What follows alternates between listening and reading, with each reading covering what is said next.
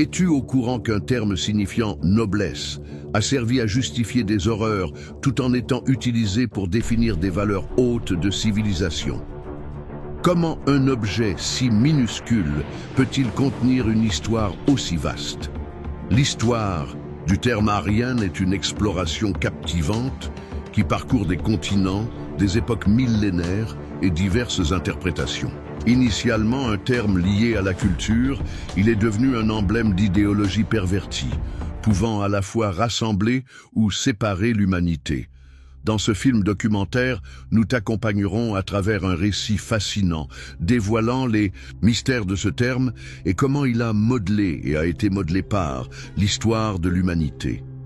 Dans cette première section, nous allons étudier ses sources d'origine, les migrations initiales et la façon dont les différentes civilisations ont collaboré pour donner naissance à quelque chose de remarquable.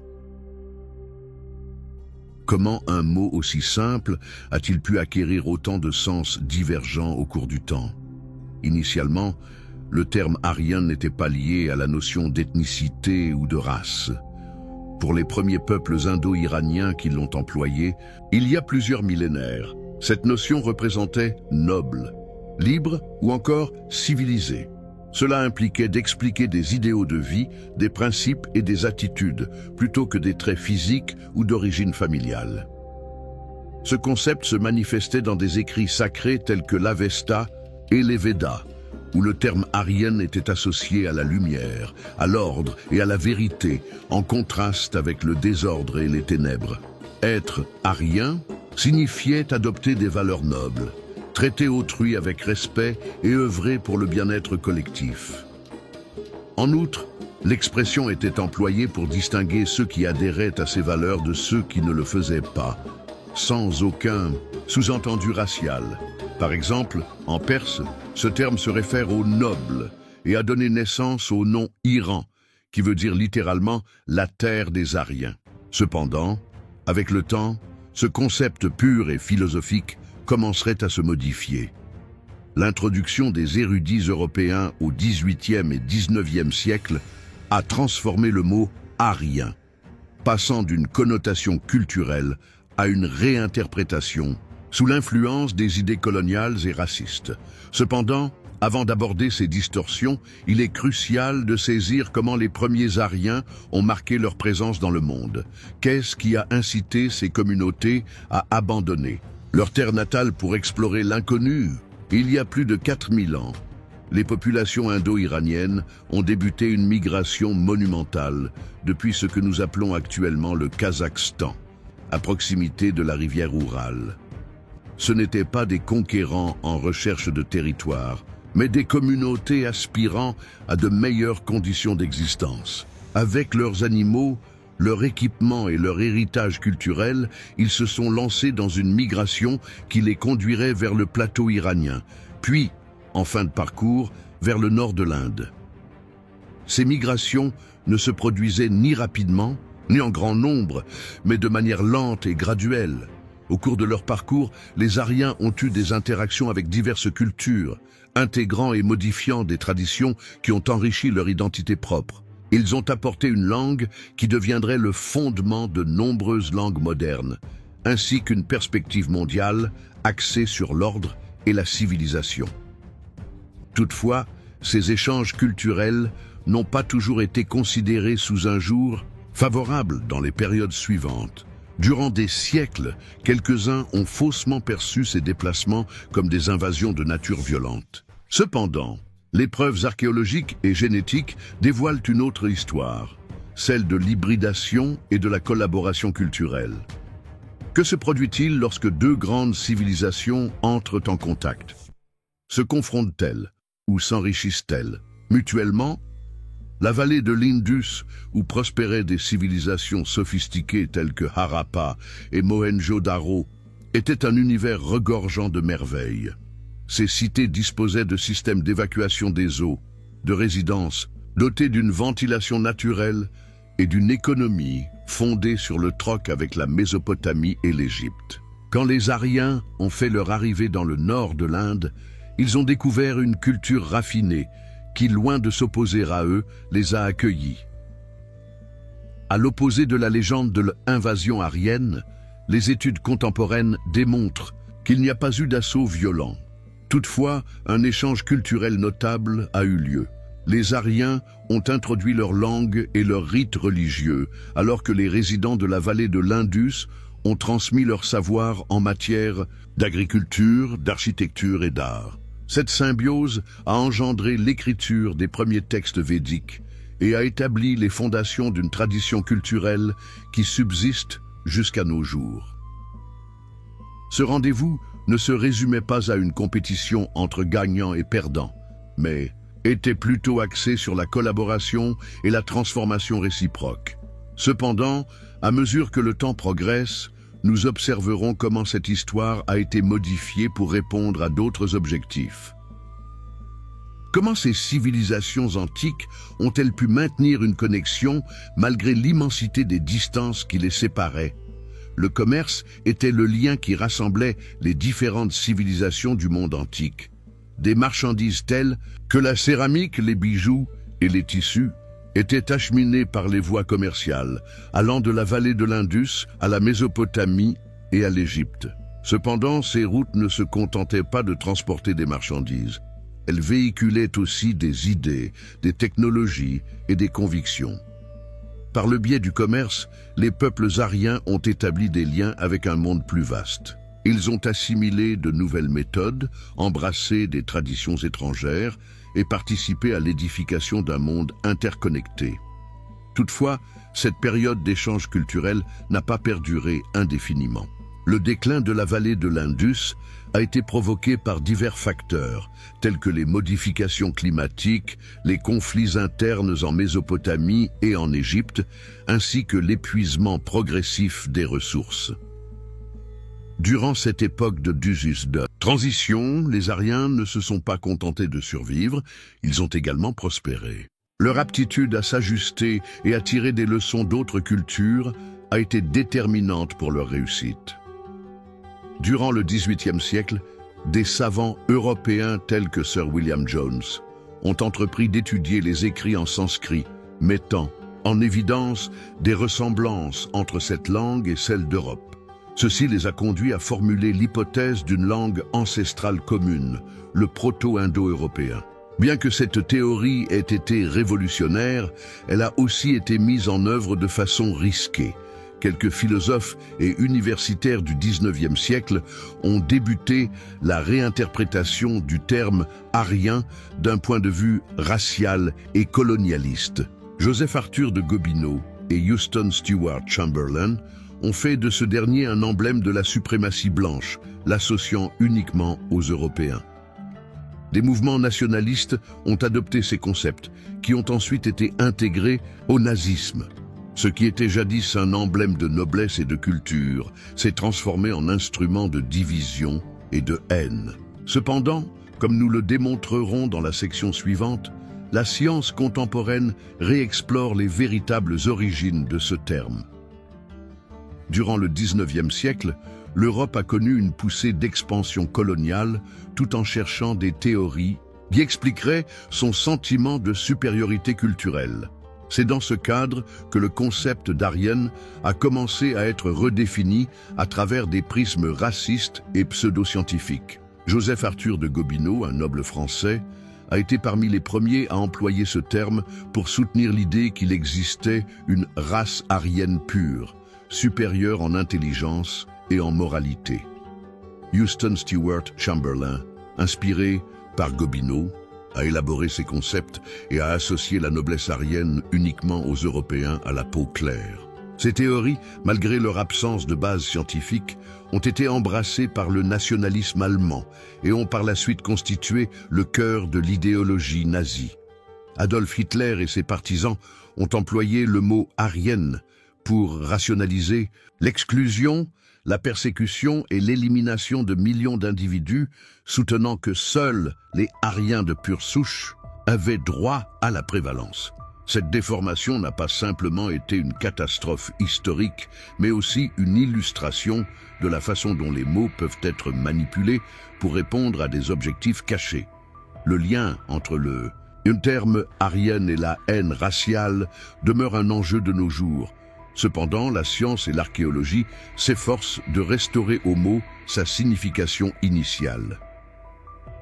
Max Müller, un philologue allemand du XIXe siècle, a largement diffusé l'idée que les Aryens ont conquis l'Inde et imposé leur domination à ses habitants. D'après cette théorie, les Aryens, un groupe à la peau claire, auraient pris possession des habitants à la peau plus sombre de la vallée de l'Indus, instaurant ainsi leur culture et leur civilisation. L'Empire britannique a embrassé ce mythe, l'utilisant comme une justification pour sa domination coloniale en Inde, prétendant que les Britanniques étaient les descendants contemporains des nobles Aryens. Toutefois, cette hypothèse a été réfutée par des études archéologiques contemporaines. Durant les fouilles menées à Harappa et Mohenjo-Daro, certaines trouvailles, telles que des squelettes, ont été mal interprétées par Sir Mortimer Wheeler comme étant des preuves d'un massacre. Des recherches plus récentes ont prouvé que ces décès n'étaient pas dus à une invasion, mais plutôt à des causes naturelles ou à des conflits locaux. Nous avons maintenant la certitude qu'il n'y a pas eu d'invasion violente. Plutôt que de conquérir, les Aryens ont choisi de s'intégrer harmonieusement avec les résidents de la vallée de l'Indus, combinant ainsi leurs cultures et traditions.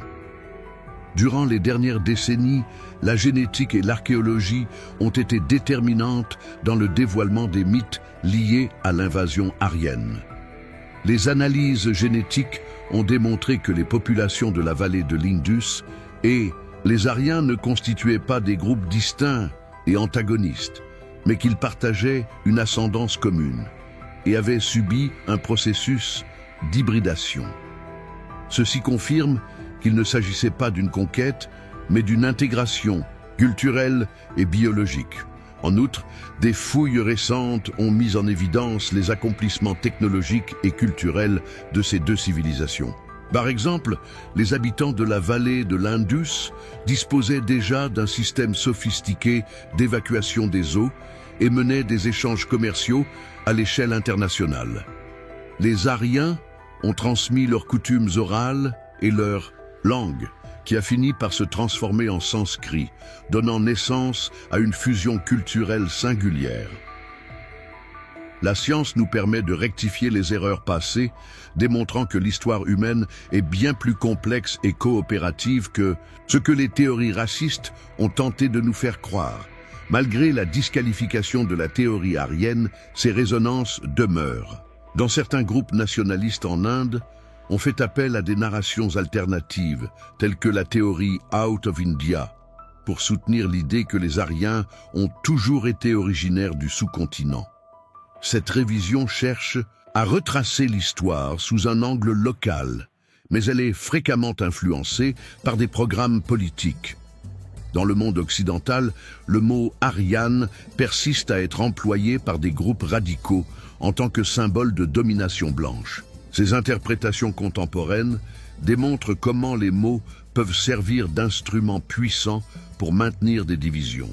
Toutefois, elles présentent aussi une chance pour les historiens, les chercheurs et les enseignants de réfuter les mythes et de favoriser une compréhension plus inclusive. L'histoire a énormément à nous enseigner, non seulement concernant les fautes que nous devons éviter, mais aussi en termes de potentiel de collaboration et de compréhension. Tandis que la science ne cesse de révéler la réalité, nous pouvons envisager un futur où Aryan retrouve sa signification première, noblesse, non héréditaire, mais de caractère. L'art et la culture tangible des populations aryennes et de la vallée de l'Indus témoignent d'histoires que les mots ne sauraient décrire. Les excavations à Harappa et Mohenjo-Daro ont mis à jour une multitude d'objets, depuis des céramiques finement ornementées jusqu'à des sceaux gravés portant des symboles non déchiffrables. Ces objets n'étaient pas uniquement utilitaires, ils constituaient également des manifestations artistiques qui reflétaient la perspective du monde de leurs concepteurs. Par exemple, les sceaux de la vallée de l'Indus présentent des illustrations animal et des motifs géométriques que certains pensent revêtir des significations commerciales ou religieuses. Par ailleurs, les communautés aryennes ont introduit des coutumes orales qui ont fini par évoluer en écrits védiques, un genre d'art littéraire qui a subsisté pendant des milliers d'années. L'union des deux cultures a engendré un partage de méthodes et de styles. Ce patrimoine matériel nous offre non seulement des aperçus de leur style de vie, mais également de leur perception du monde. À travers les détails de ces œuvres, on peut observer l'effort humain pour saisir la beauté, l'harmonie et le sens. Durant une période prolongée, les théories de l'invasion aryenne et les interprétations racistes relatives à l'Aryan ont prédominé dans les cursus académiques, notamment en Occident. Ces histoires ont perpétué des perspectives eurocentrées qui négligeaient la complexité des échanges culturels et contribuaient à la désinformation. À l'heure actuelle, le défi est colossal. Démanteler des siècles de déformation et transmettre une histoire qui honore la vérité et célèbre la diversité. En Inde, le débat sur l'incorporation des trouvailles archéologiques et génétiques dans les livres scolaires est incessant. Dans d'autres nations, la démarche a évolué vers un enseignement plus critique qui conteste les anciennes histoires coloniales. L'éducation est déterminante pour la façon dont les sociétés perçoivent leur identité et leur positionnement mondial. L'enseignement de l'histoire authentique des peuples aryens et de la vallée de l'Indus ne nous relie pas seulement à notre histoire, mais nous équipe aussi pour un futur plus éclairé et empreint de tolérance. Les Aryens ne migraient pas de manière isolée. Leur déplacement vers le plateau iranien et l'Inde traduit une tendance humaine plus vaste, la quête incessante de meilleures conditions d'existence. À l'instar des Bantus en Afrique ou des Vikings en Europe, les Aryens ont été des vecteurs de transformation qui ont introduit leurs concepts, technologies et langues dans de nouveaux territoires. Ils ont aussi été reliés à d'autres civilisations antiques par ce mouvement. Les voies commerciales les ont connectés à la Mésopotamie, à l'Égypte et plus loin, engendrant un flux continu de marchandises et de savoirs. Ces liaisons internationales ont non seulement enrichi les cultures individuelles, mais ont aussi participé à tisser la trame du monde ancien tel qu'il nous est connu. L'histoire des Aryens démontre que les migrations ne se résument pas à des mouvements de population, mais représentent également des occasions propices à l'innovation et au partage culturel. Les Védas, textes sacrés des Aryens, constituent l'un des recueils littéraires les plus anciens et les plus riches de l'histoire humaine. Ces écrits renferment non seulement des chants religieux, mais aussi une conception du monde intégrant la philosophie, la science et l'art.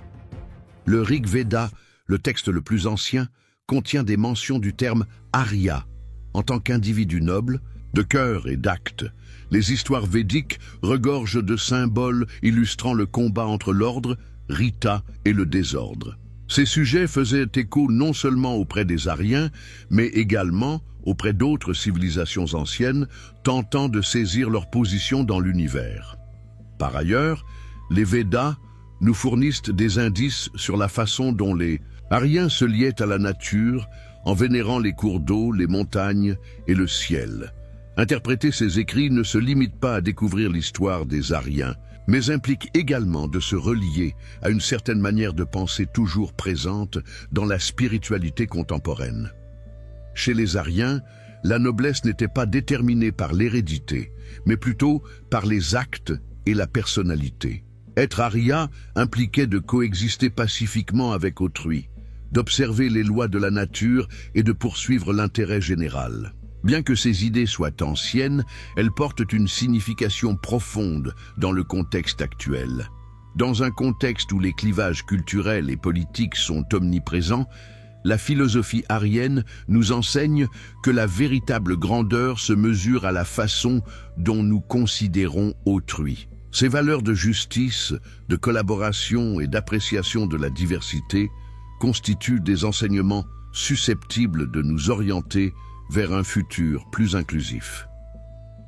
Réclamer la signification initiale d'Arya ne se limite pas à un enjeu historique. C'est aussi une chance de redéfinir ce que signifie réellement être humain. Au fil des dernières décennies, la génétique et l'archéologie ont révélé des vérités qui ont révolutionné notre compréhension des peuples aryens. Les analyses génétiques indiquent qu'il n'existait pas de démarcation stricte entre les Aryens et les résidents de la vallée de l'Indus, mais plutôt un échange génétique continu entre ces groupes. Cela prouve que le concept d'une invasion brutale est fictif. En réalité, il s'est produit une fusion tant culturelle que biologique. Des découvertes sur des lieux tels que Harappa et Mohenjo-Daro ont également contribué à enrichir nos connaissances. Les systèmes sophistiqués de drainage et les stratégies d'urbanisme de la vallée de l'Indus ont été enrichis par les usages culturels et linguistiques introduits par les Aryens. Cette synergie nous rappelle que l'avancement humain découle rarement d'une seule culture, mais plutôt de la coopération entre plusieurs d'entre elles. En dépit des progrès scientifiques, certaines interprétations racistes du concept d'Aryan perdurent au sein de certains groupes. En Occident, des groupes radicaux persistent à employer ce terme comme emblème de la suprématie blanche, tandis qu'en Inde, des narrations nationalistes révisent l'histoire afin de favoriser des projets politiques. Ces interprétations contemporaines du terme illustrent comment les déformations du passé influencent toujours le présent. Toutefois, ils présentent aussi une chance d'éduquer et de lever le mystère. Quand elle est narrée de manière exacte, l'histoire peut servir d'instrument efficace pour détruire les préjugés et favoriser une compréhension plus significative entre les différentes cultures. Il est primordial que l'histoire des Aryens soit illustrée dans toute son ampleur, non comme un moyen de division, mais en tant qu'illustration de la façon dont les cultures peuvent mutuellement se nourrir. L'instruction est la solution pour rectifier les narrations historiques mal comprises. Dans les environnements éducatifs, faire un enseignement scientifique et culturel sur les Aryens peut contribuer à déconstruire les concepts racistes liés à ce terme. En outre, l'incorporation des résultats archéologiques et génétiques dans les cursus éducatifs peut fournir une perspective plus exacte et équilibrée de leur héritage. En Inde, cela implique de reconnaître l'impact des deux civilisations, celle des habitants de la vallée de l'Indus et celle des Aryens. Dans le contexte occidental, cela implique de contester les narrations eurocentriques qui ont prévalu pendant de nombreux siècles. En agissant ainsi, nous ne rectifions pas uniquement l'histoire, mais nous façonnons aussi une nouvelle génération de penseurs critiques. Le but n'est pas seulement de retracer l'histoire des Aryens, mais aussi de l'exploiter comme un moyen pour relier les différentes cultures et favoriser une compréhension universelle. Dans son sens initial, le terme aryen représente un idéal de noblesse qui n'est pas lié à la race ou à la descendance, mais plutôt à l'éthique et à l'humanité. Pour les Aryens, la noblesse se définissait par une coexistence harmonieuse avec autrui, le respect des lois naturelles et la quête du bien-être collectif. Même si elles sont antérieures, ces valeurs conservent une pertinence profonde dans le contexte actuel. Dans une ère caractérisée par des clivages culturels et politiques, la philosophie aryenne présente un guide vers un futur plus inclusif. Elle nous enseigne que la véritable noblesse ne se détermine pas par la pigmentation de la peau ou l'ascendance, mais par notre façon de considérer autrui et notre participation au bien-être commun. Affirmer cette signification ne se limite pas à honorer l'héritage culturel des Aryens, mais redéfinit aussi ce que signifie vraiment être humain. Le parcours du terme Aryan illustre comment les significations peuvent être contrefaites, mais également comment elles peuvent être réexploitées. Actuellement, nous avons la chance de réattribuer à ce terme son sens initial, illustrer la grandeur d'âme, l'entraide et l'humanité commune. En réinterprétant Aryan, nous avons la possibilité de créer un lien entre l'histoire et le présent, en respectant son patrimoine culturel, tout en se servant de son message pour encourager une vision d'avenir plus inclusive. Il ne s'agit pas uniquement d'un défi historique, mais également d'une chance de réévaluer notre lien avec le passé et la manière dont nous l'exploitons pour modeler l'avenir que nous désirons. La noblesse, telle que la comprenaient les Aryens, n'est pas un privilège réservé à certains, mais une voie que nous avons tous la possibilité d'emprunter.